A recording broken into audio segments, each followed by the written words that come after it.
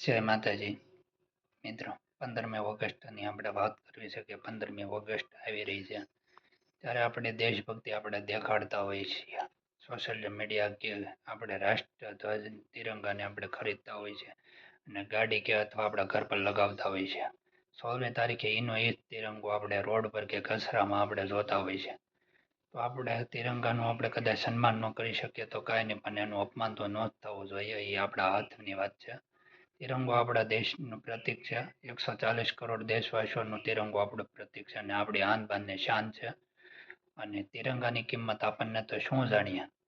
ભારત દેશના જે આપણા જે વીર જવાનો જે ભારતના જે સીમાડા હાંસવીને બેઠા છે એને પૂછજો તો ખરા કે ભારત દેશનો જે તિરંગો છે એની કિંમત શું છે. આપણે તો બસ એક એને કાગળ અને એક કાપડ તરીકે આપણે એને ઓળખી દઈએ, પણ તિરંગાના જે અસલી હકદાર જે આપણા વીર જવાનો છે એને પૂછી જોજો કે તિરંગા માટે તે શું કરી રહ્યા છે. એટલે મારો વિડીયો વધુમાં વધુ શેર કરજો અને તિરંગાનું જતન કરવું જોઈએ, તો જ તિરંગો આપણે લેવો જોઈએ. જય હિન્દ, જય ભારત.